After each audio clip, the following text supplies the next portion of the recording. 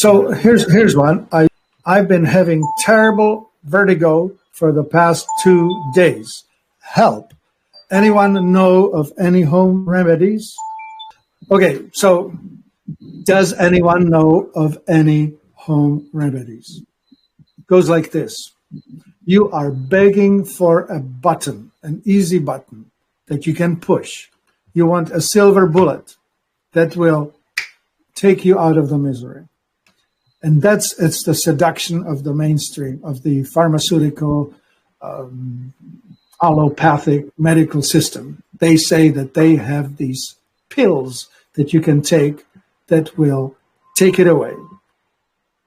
All they do is focus on symptoms. So fibromyalgia is an illness of, let's just say, 7 or 8 or maybe 10 symptoms. If you start taking pills, you will take pill for that symptom and that symptom and that symptom. Unfortunately, those things will interact with one another, and you will have to start taking pills that deal with the side effects of the pills that you took for a symptom A or B or C. There's absolutely zero chance that you can get to a victory using that method.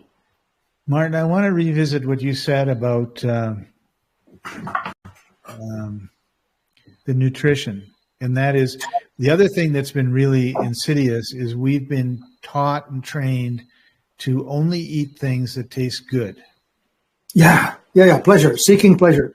Seeking pleasure. So you seek pleasure, short-term gain, and it gives you long-term pain because a lot of the things that are, like I think of the Exula products, right? The green drinks that I drink all the time, and I drank them when they tasted really bad. Now, it's been years, and they taste fine. They don't taste like a chocolate shake. You know, I don't go, ooh, I can't wait. But I know that it's really important to my health, and I drink it, and I don't drink it like, oh, this is really bad. I remember telling you how bad it tasted, years ago. Like, this is awful. Yeah, but it's really good for you. Oh. So you have to go through, it's like a curtain and a bunch of curtains. Like you have to keep going through these curtains and unlearning a whole bunch of things that we've been taught, which is like, cake, birthday cake, cake, muffins, Halloween candies, all these things, Coca-Cola, cream and sugar in your coffee. I mean, it's all about tasting really good, which is gluttony, one of the sins, right? Yeah, maybe, but it's also an addiction. It's like, I know of a man, you know of him too, who said, I will not give up my evening brandy. I would just as soon die than give that up. Yeah. It was whiskey. All right. Whatever it is, whatever you associate with the most pleasure, you would not want to give up because life is not worth living without it. Right. But here's the key, I think. Instead of addiction, let's call it a habit. Okay. So what I've been taught is you cannot get rid of a habit.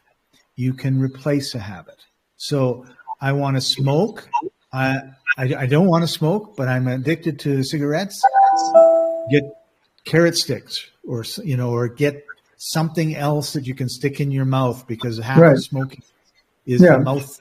And if nicotine makes you feel good, then just start using nicotine pouches. Right. Or gum or whatever. Yeah. Right? Yeah, something. So you have to look at the things that you're eating or drinking that is not good for you, like potato chips. Okay, what can I eat instead of potato chips? Right? Celery sticks. And you just gradually move yourself off of those things. Or you go out into the woods and you only have super good, taste terrible food, but you're 50 miles away from the grocery store and you don't have a car. So you're stuck there and you go in the corner and just get the fetal position because you can't get your sugar fix. And 3 weeks later you come out and you're over it. And then a week later it's Thanksgiving and your mom invites you over and there's this big on and on pie and you're back, a month later in the woods because your addiction came back. Yeah. I remember how difficult it was for my mother when I showed up with my family of 4, 2 children, as vegetarians. And we said, we're going to do it as vegetarians. She wanted to treat us with love and all that. And we said, yeah, well, okay, we'll have the cauliflower. No turkey for you. Okay, so let's get back to this gal who's got vertigo. Vertigo is one of the symptoms that is chronic inflammatory degenerative metabolic disease. It's part of what the doctors would call the migraine syndrome. You could have piercing pains, you could have dizziness, vertigo, whatever. I know people who wake up, crawl out of bed, start feeling dizzy, get down on all fours, and throw up right there. That's the first 1 minute of their morning.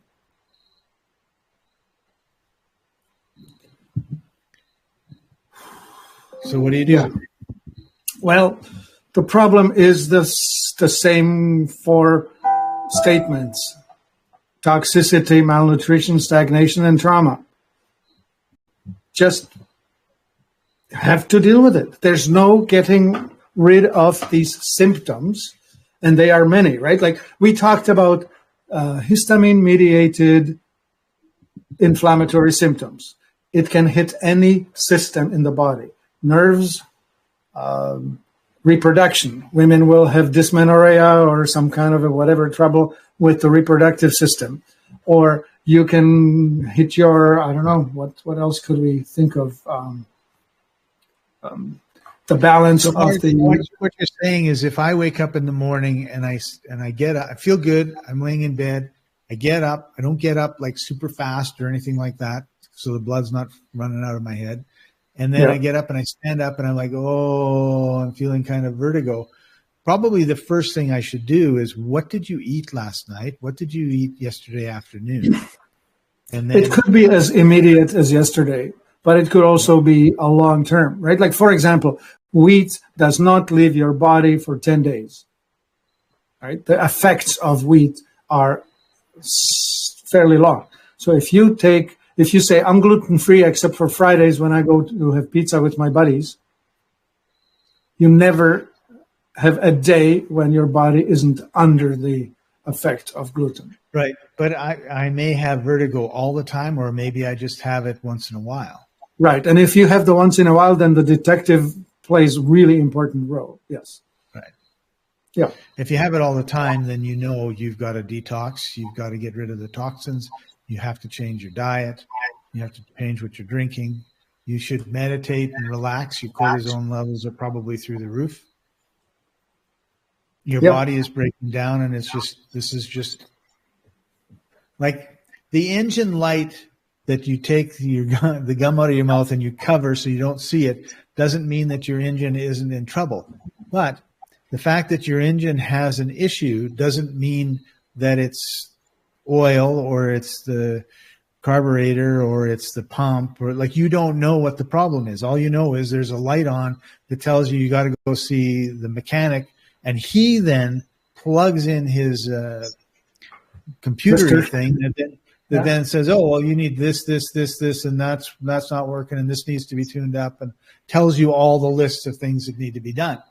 Whereas if you think, oh, well, the light came on, I need to change the oil, and you change the oil, and you've covered it up with your gum, and it wasn't the oil, you're not going to get, your car's not going to get better. Yeah, all that.